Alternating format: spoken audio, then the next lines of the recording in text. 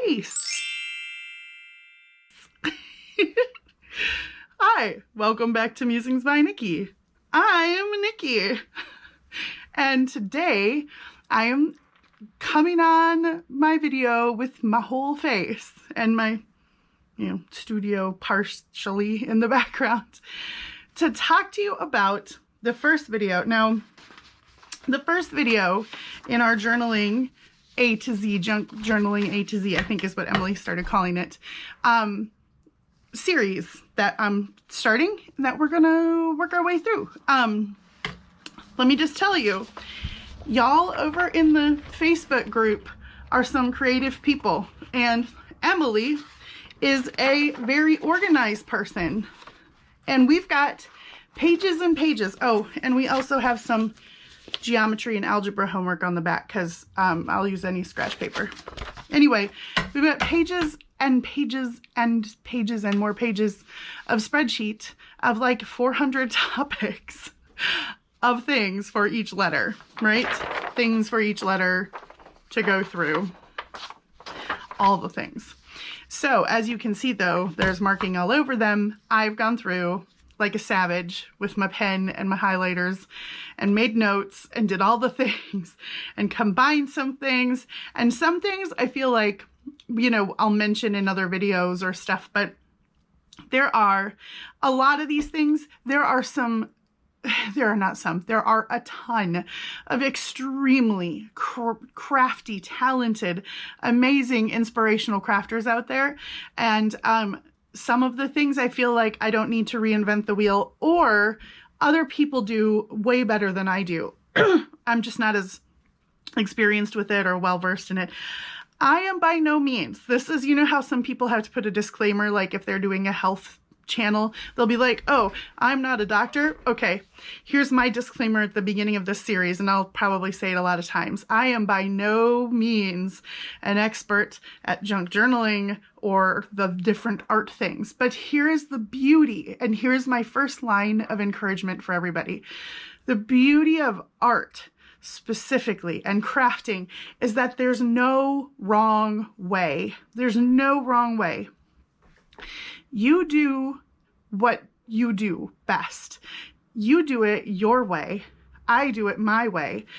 That's why I love seeing people use the same digital kit or paper pack or supplies. Like here's some paper doilies. You give it to 10 people and 10 people are going to come up with different things if they're not watching each other. But I think that's one of the greatest things about junk journaling. It's specifically junk journaling, because there's no good one formula, right? There are certain ways that we bind books that seem to stand the test of time better than others, or, but even that, sometimes I watch videos and I'm like, phew, I just saw some super cool binding the other day. I think I was in the Facebook group and I was looking at the way that a book was bound, and that I don't think that was even what the picture was about, but it was making me go, what? Like, how do you even do that? And now I got to figure it out. So, I am by no means an expert, but in our first overview video, I guess is what I'm going to call this today, or just like the start, the first, I don't even want to call it an introduction, because maybe, I don't know. This is me, just my stream of conscious thought happening here. I don't have a script. I just have my notes on my spreadsheet printouts. But anyway, the first thing that I think we'll do is, in the list, there were tons of things. There's a lot of really specific stuff. So like one of the first ones we're going to come to is like bags. How do you use bags and sacks, paper sacks and things like that in journals, or, to create things. So we'll definitely address that, no problem. But then there were things like boho, which is a genre maybe, or like a style of journal. And I felt like, how do you address that in a video, right? So I think moreover, what we'll do is I'm going to go, because there were tons of those. So what I want to do is take a look at the list of different styles that you guys listed. And as I name them, I'm going to give myself a second pause here as I'm chatting, because when I edit this, I'm going to throw in, I've been doing some research. I've been finding some images and stuff. That's why this is taking a little longer to kind of pull together, because I've been trying to wrap my head around this series. So as I'm chatting, I'm going to plug in a few pictures of some of what I find to be cool or somewhat representative of this particular style, just to kind of give you some inspiration, really. Like I said, a lot of these can be done in so many ways. Even the subgenres of junk journaling can be done in 100 ways, right? So I'm just going to plug in a few pictures that I thought looked cool and somewhat representative of this particular style, right? So before we do that, let's talk about what was junk journaling, what was the origin of junk journaling. As far as I know, and as far as I've learned, junk journaling, like the actual beginning of it was literally junk, like junk mail, flyers, magazines, recycling old, books for sure, but recycling things from around your house, your kids' drawings and homework that they brought home from school, the junk mail that came, the catalogs that are in the mail that I get a ton of for some reason.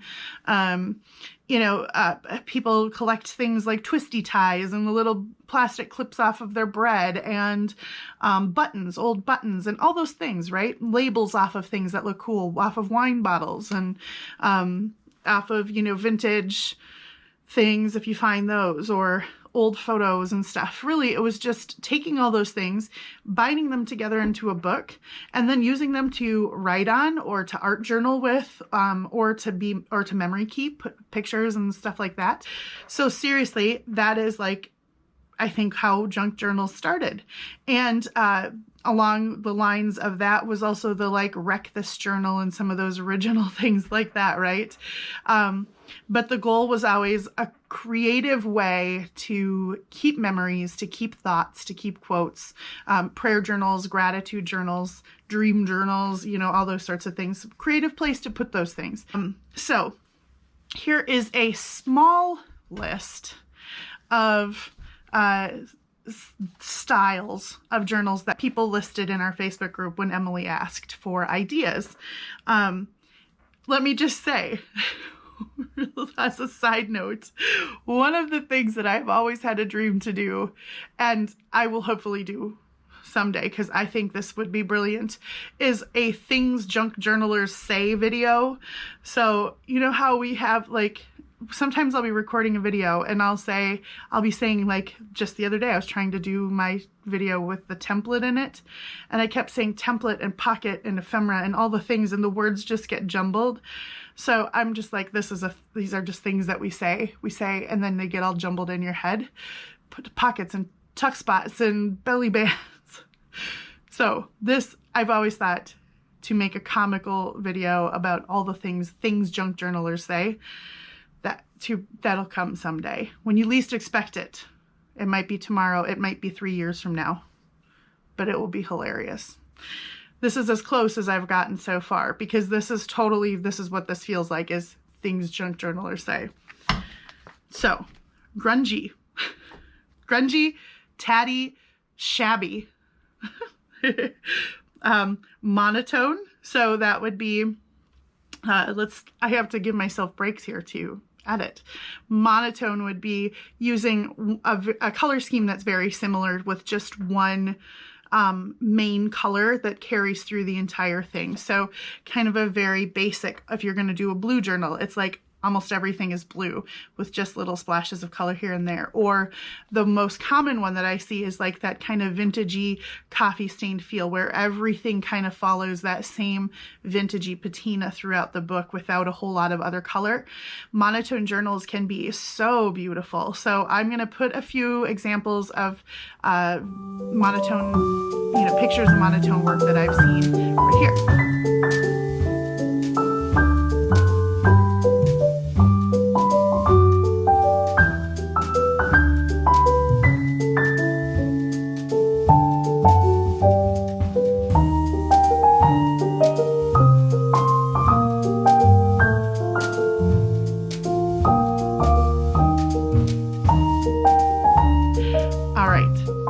So the next one is boho.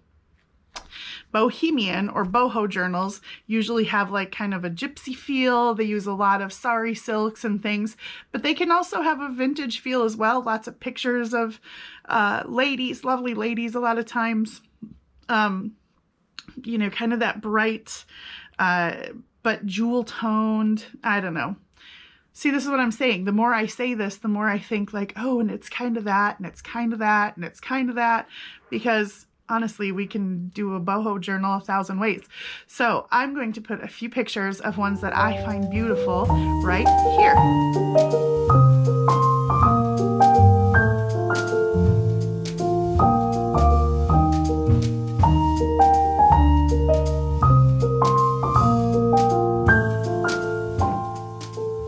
All right.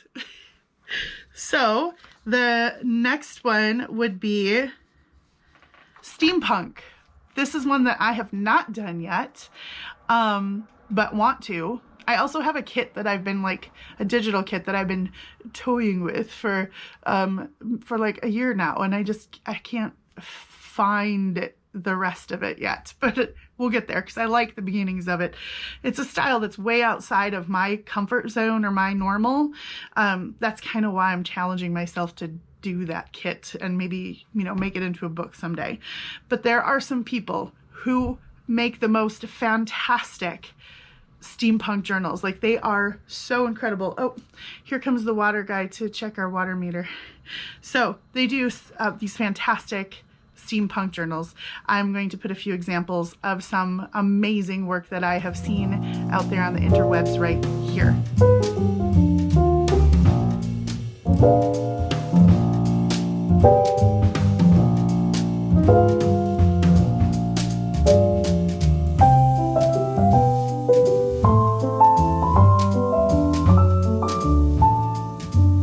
All right, next we will say art journaling. So art journaling is kind of a subgenre as well. Art journaling is something that's maybe could be considered kind of like totally separate from junk journaling, but it crosses over a lot because in junk journaling we use a lot of mixed media type of products and things. So mixed media slash art journaling comes into play a lot, and there's a lot of really great things. Tracy Fox is doing a really great series right now. She just is, I think, wrapping up a pretty great series on mixed media using no digital kits or anything, using paints and inks and, you know, old newspapers and things and magazine pages. So it crosses over quite a bit. Susan Taylor Brown is another one that just pops into my mind right away, using lots of mixed media. Oh my gosh, why did my mind just go blank? This is what happens, guys. Anyway, you probably know who I'm talking about. Artie Mays. It just came, someone gave it to me. Uses a lot of mixed media too. Like, you know, just grungy, dirty hands getting in there and doing all the painting and gessoing and things. We're gonna do that in this journey as well because I'm super excited. I've got a bunch of new mixed media stuff. So I'm gonna put some pictures of some mixed media type of art journaling stuff that I think kind of coexists in the world of junk journaling. I'll put those pictures right here.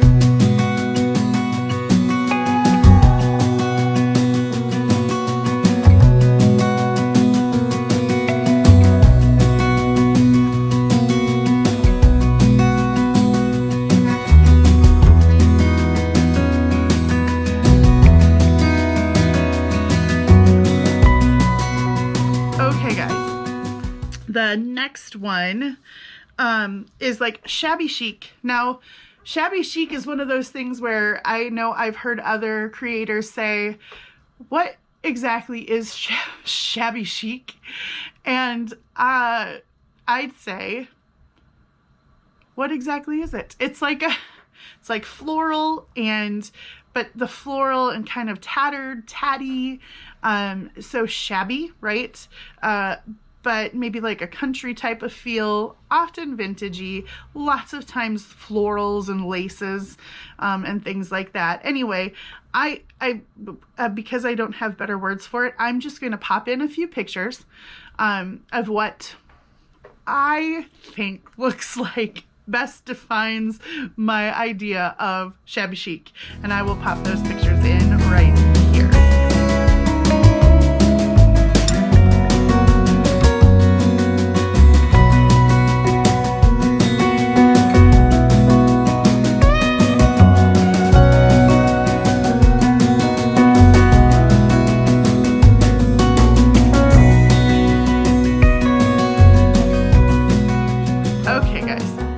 Another one is, little golden books. So there are, I've never done one of these either, but there are some people that have, I've seen huge collections of little golden books.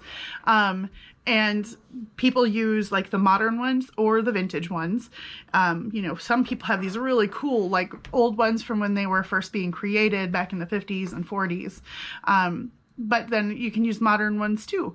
And I've seen a lot of people use like the Christmas ones to do cute Christmas journals. They're a great way to do a kid's journal, but you can also take them, and I've seen people make adult journals, you know, whimsical like princess journals if you use the Disney ones and stuff. Like I said, I've never done one, but there are some people making some really cool ones. So I will link some pictures of some cool ones, examples of that I found. I'll link them here.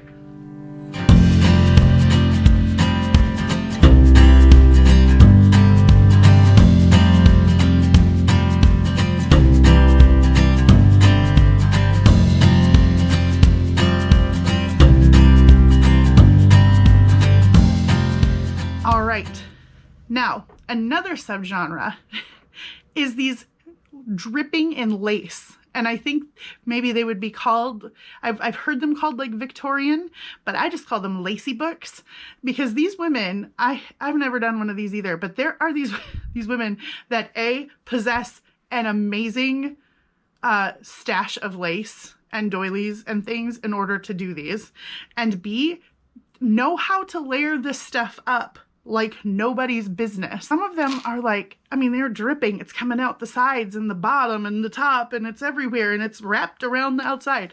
So I just call them lacy journals because I don't know what else to call them. I think I've heard people, like I said, call them Victorian as well. But I'm going to pop a few pictures of some of the fantastic, incredible lacy journals that I have found it very inspiring and beautiful. I'll pop those right here.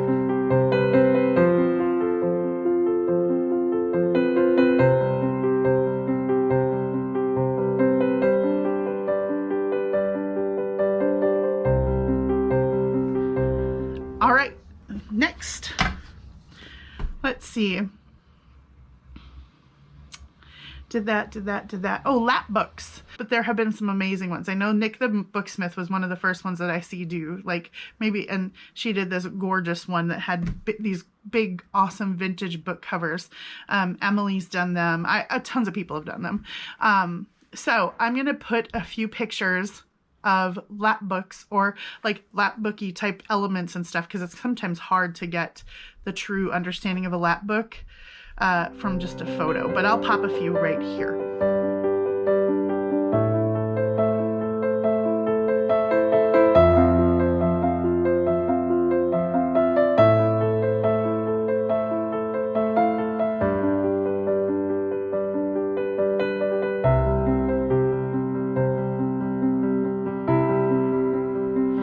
All right. Then another huge and very popular one, and one that I exist in quite frequently, is the nature, woodland, field notes type of thing, which is a really common theme. Because it's nature, you can kind of, it's endless. The amount, you know, it can be floral, or it can be, you know, deep woodsy with lots of woodsy animals, or it can be field notes like, you know, entomological. Nope. It's not the word I was looking for. Anyway, it's, yeah, well, maybe it is. Anyway, guys, nature journals. I will pop a few pictures. This was hard for me to choose because, frankly, there are some. It's just too many. So you'll probably see several pictures here just because I couldn't decide. I couldn't edit my curated collection of nature journal pictures in Pinterest. So I'm going to pop some pictures of some of my favorite field notesy, woodlandy, nature-y books here.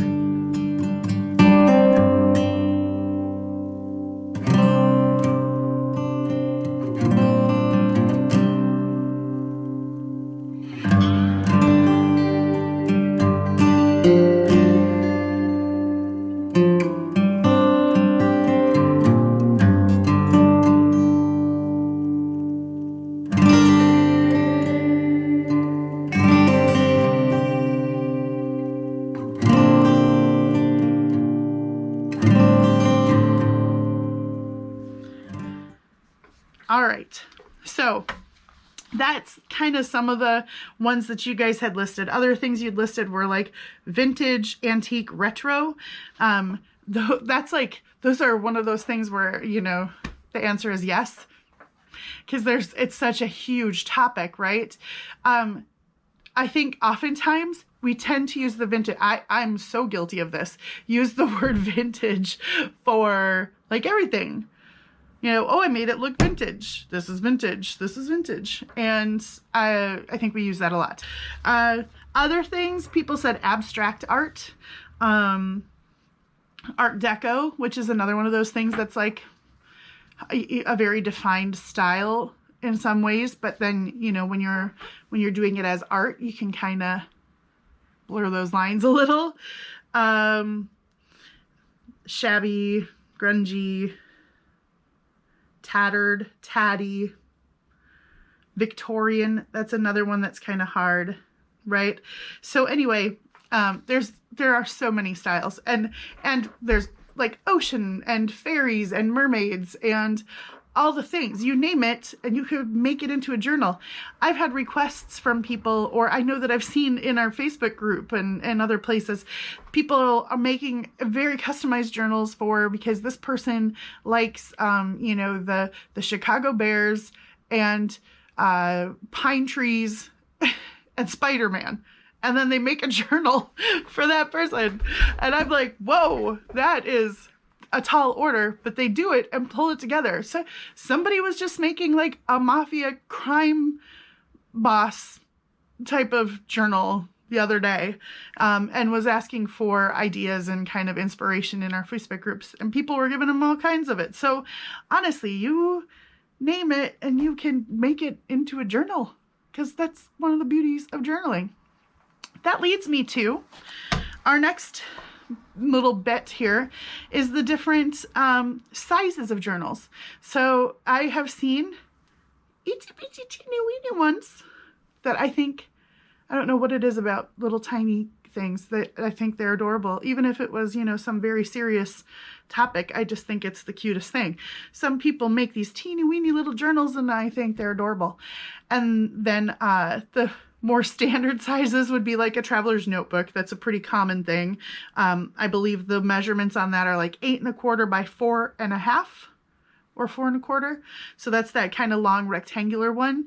And that's that started because traveler's notebooks are actually like a thing. It's you get a cover, and oftentimes they were made out of leather. You can buy traveler's notebook covers. And then you'd buy different inserts. There's like an elastic band or a tie, and you would put your insert in and put it in there. And as you traveled or did your things or went through life, traveled through life, you write your notes and stuff. And then when that's done, you take that out and archive it and then put a new insert in to your cover, right? So that's kind of what a traveler's notebook, and there are like actual traveler's notebooks. I think there are like 10 different sizes or something, but the real standard one, and where you can find a lot of times kits, digital kits that are made that way. Oh, my phone's ringing. Can you hear that? Whoever they are, they'll hang up eventually. Sorry for the inconvenience. Anyway, while we're waiting for them to hang up, don't recognize the number. It's probably they want to tell me about my car warranty. Do you guys get those calls? this is Judy from the car warranty department. Your car warranty is about to expire. Do you get those calls? Because I get like 57 a day. Anyway, squirrel. Traveler's notebooks. A lot of times if you find a digital kit that says Traveler's Notebook, it's gonna print, you'll cut it out, and it'll make that kind of tall rectangular shaped one. I've seen a lot of 5x7 journals. That's a standard, a more standard size. And then like the A4 in Europe and some of the other European countries, and maybe Australia as well, or here in the US, it's letter size 8.5 by 11. That is probably the most standard, which makes up to be like with a cover and stuff, usually 6 by 9, give or take, you know, on the cover. That's a pretty standard size. However, that said, in the Facebook group yesterday, one of the women had taken a new blanket out of its packaging, and there was a book cover shaped piece of corrugated cardboard that she measured 14 by 14, and there was a 5-inch spine, and she was like, huh, should I? And I was like, that would be fantastic. Can you imagine how big that book would be? That'd be like a, you know, carry it like a small toddler kind of book. And I think she's going to do it because we were all encouraging her to, because I just want to see the sheer size of enormity of this thing. That would be quite the project, right? So I've made some bigger ones. I've made some smaller ones. You can make journals whatever size you want to. The beauty is you can build a cover to whatever size you want to make, or repurpose covers of larger books that you find cool. And you know, find papers big enough to go in there, or Franken paper them together, or, you know, whatever. Okay. Also, people had a lot of different things around binding books. And I will say, I personally have a couple of videos about binding a soft cover book and binding how I do a hidden spine in a hardcover book. Pardon me. Allergies are making my, allergies are making my like back of my throat itchy. There are a ton of videos, good quality videos on binding books. One of the ones that I watched early on and taught me a lot was Zoe Tofield. And if you look up Zoe, Z-O-E, Tofield, T-O-E-F, Field, F-I-E-L-D, she has a great tutorial, and this is like years ago, so you might have to search her channel quite a bit, but she's just one. There are hundreds of really solid videos out there on book binding and how to do different types of binding and stuff. Like I said, I just recently went through 2 different videos, or 2 different ways, a couple parts each, on binding books. And as I go through my next, you know, start to finish books, I'll probably bind again. The typical ways are like a 3 or a 5 hole pamphlet stitch, or a hidden spine or exposed sewing through the spine of a book, or recovering or reusing, repurposing existing book covers. So there are so many different ways that I feel like to, because again, I've got a list of notes right here that's like elastic binding, fabric spines, hidden binding, hidden spines, gutting books, no-sew bindings, pamphlet stitches, signatures, why are they called signatures, twine bindings, spine assembly. Like, I've got this huge list. And I feel like if you really, really want good information on that, go with a really good keyword search in YouTube, and you'll come up with some really great videos. There are a lot of good people that teach really well. So if you're like one of those people that just likes to visually see the steps, pause the video and do the thing, there are those videos. If you want somebody to really talk you through each step and what they're thinking, that's probably more like what my videos are, because I like to chat. Can you tell? So there are those videos as well. If you're really interested in binding a soft covered journal, just, you know, put that into the search bar. Or if you want to know 5 hole pamphlet stitch, put that in, and I bet you'll come up with videos. if there are things that you are really looking for or really want to know how to do and you just can't find a video that fits what you want, certainly let me know in the comments below or shoot me an email and I will do my best. Like I said, not an expert, but I have bound probably over 100 books and most of them haven't fallen apart. Only the first 2. But they didn't really fall apart. They just weren't very tightly sewn. I have now figured that out and remedied it. So if there is something that you're really looking for and can't find, I'll either help you find a good resource that I like, that I think is really good, or I can try and make a video on it too. That's all the time, guys.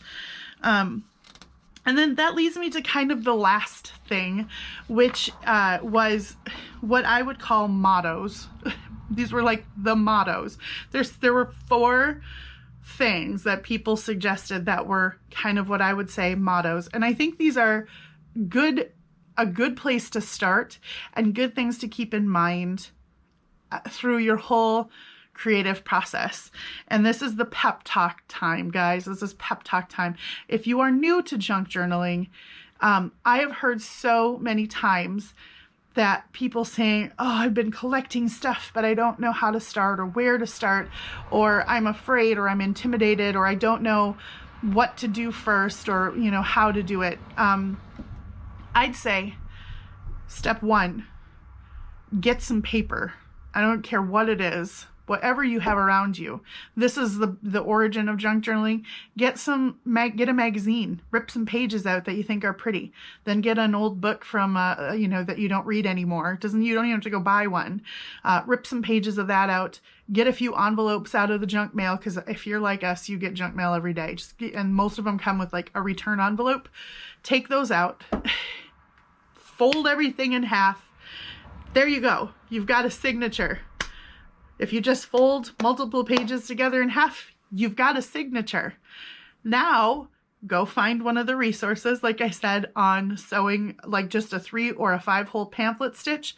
Sew that sucker together.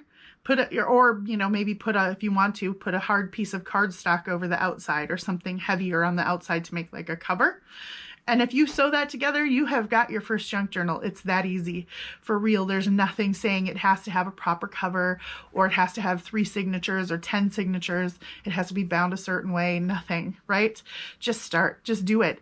And then once you have that thing bound, once you've got it stuck together, if you don't make it too thick, you could whip it down the middle of your sewing machine to sew it together.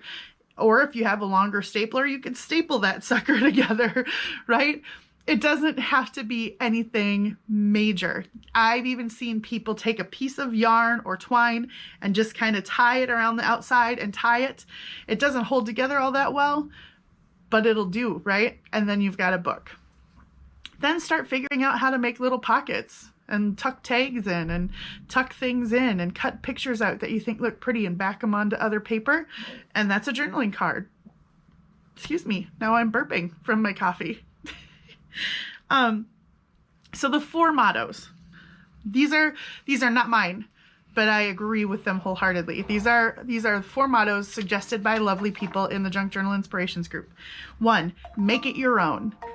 Make it your own. I've said this so many times. If you're one of those people that's struggling saying, you know, oh, I can't, comparison kills, guys. Comparison kills. Just don't do it. One of the junk journalers that I think is probably one of the people that I am the most inspired by is Jibid Neary. And most of us know who she is. And if you don't, you should check her out. Jibid, J-I-B-I-D. If you put that into the search bar, you'll find her. She makes these journals that I could fawn over. She might not be everybody's style, but I think they are incredible. The amount of thought and detail she puts into them and research is incredible. But I am not Jibid. And when I first started, I tried to be like Nick the Booksmith or Jibid Neary and quickly realized I don't have their mind. I am not them. So then I realized that if I made it my own, then I felt comfortable with it and I liked what I did. And so that's something that I have followed. And I would say the same thing to you. Make it your own. You're not me. I'm not you. We're not Jibbid. We're not Nick the Booksmith. We're not Gail. We're not Emily. We're not Dee Dee Fargo. We're not Crafty Cat. You know, we're not any of these people. We are we. Unless you are Crafty Cat watching this, or you're Gail watching, and then you are you. But you are you, right? So you make it your own. The next one, there's no wrong way. Like I said at the beginning, there is no wrong way. If you make some massive, you know, gorgeous, heavily decorated, something on every page book, that's awesome. If you do what I just said and fold 3 pieces of junk mail together and staple them, that's awesome too. Those are both journals. Those both count. They're both as valid. There's no wrong way to do it. You do you. You work with what you have, right? And I think that's one of them. Oh yeah, use what you have. This one, do I always use what I have? Yes. Do I often go buy more what I think I need? Guilty. This is one I have to remind myself of a lot more frequently. Use what I have. So what I've been trying to do is not buy as much stuff, just buy the things I need, like glues and, you know, things like that. The whatchamacallit, the perishables, the expendables. Those are not the words I'm looking for, but like ink, you run out of ink, right? You run out of glue. But as far as like papers and ephemera and bits and pieces go, yarns, fabric boxes up there, and tags, and I'm trying to decide which direction. All of my threads. That's not all my threads, by the way. There are some of them in those drawers. So I have enough thread for a while, right? So use what I have. Use what I have. And then the last one is keep it simple. And I agree with this too, to an extent. Simple is, you know, a moving target. But especially if you're new. If you're new and you're intimidated by trying this, I would definitely say stick with keep it simple. Because you just need to figure out the basics and what your style is and what you enjoy doing and what speaks to you and what resonates with you and what doesn't. But keep it simple, right? Don't be me and try to make a Jibbiniri book the first time you make a book. You know, work with what you've got and just start somewhere. Find a place to start, and that's your jumping off. When in doubt, keep it simple, and usually from there it'll blossom. And if it's not blossoming, then put it away for a while and start something else. If something else catches my eye, then sometimes I'll just set stuff aside. I've got, what you can't see down here, I've got boxes of things that are journals in progress or bits and pieces I was working on to start something and then just kind of fell out of love with. But I will go back and revisit those things. Tickle.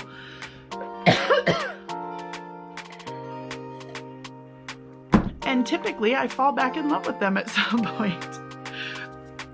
So, you know, it's okay to do that too. It's okay to have works in progress that you're not working on right now. And I think sometimes we have to, you know, if you try to force it, it's not gonna work as well. So sometimes you just gotta kind of divorce yourself from the thing that's confounding you. Sometimes you gotta push through it and figure it out. If it's something like a binding thing that's making you confounded, look up some videos, look on Pinterest, ask some questions in a Facebook group, you know, comment on videos and ask questions. Most of us in the crafty community are pretty willing to answer your questions and try the best we can to help you along and explain things. I certainly still have lots of questions that I ask friends and people, and like I said, I have not arrived. I am not an expert. I've just made a lot of books.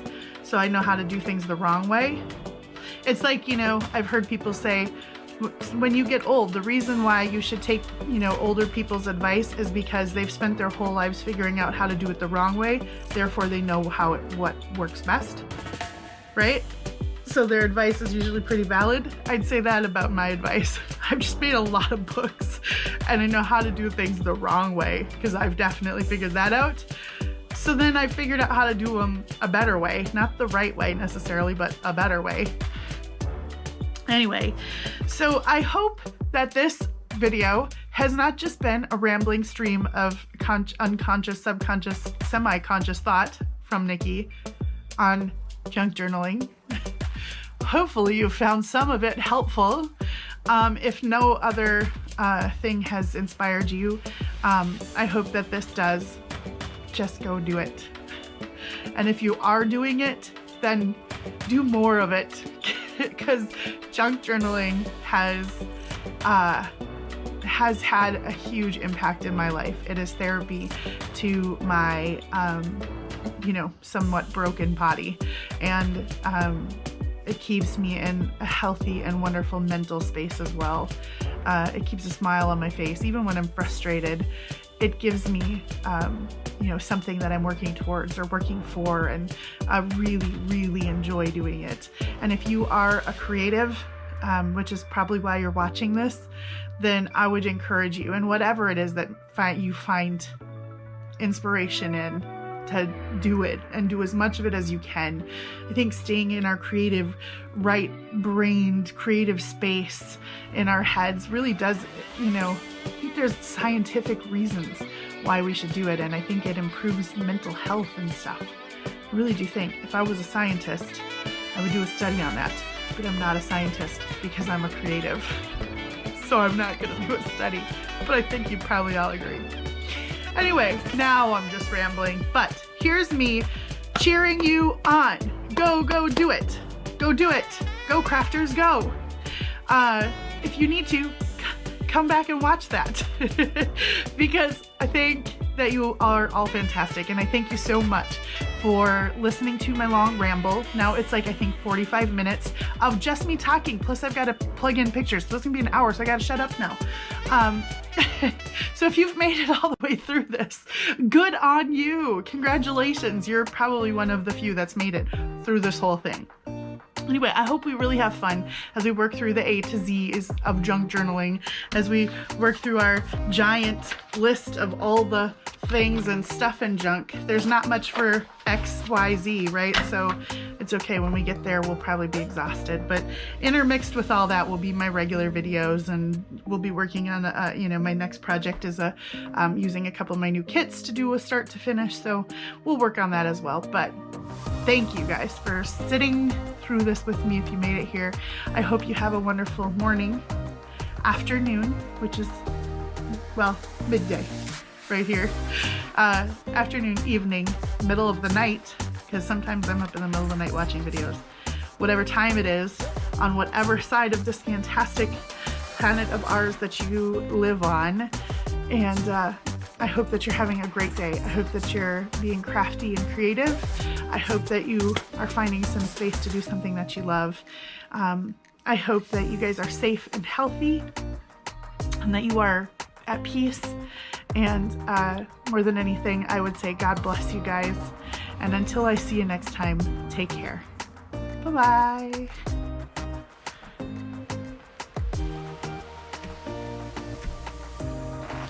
GoPro, stop.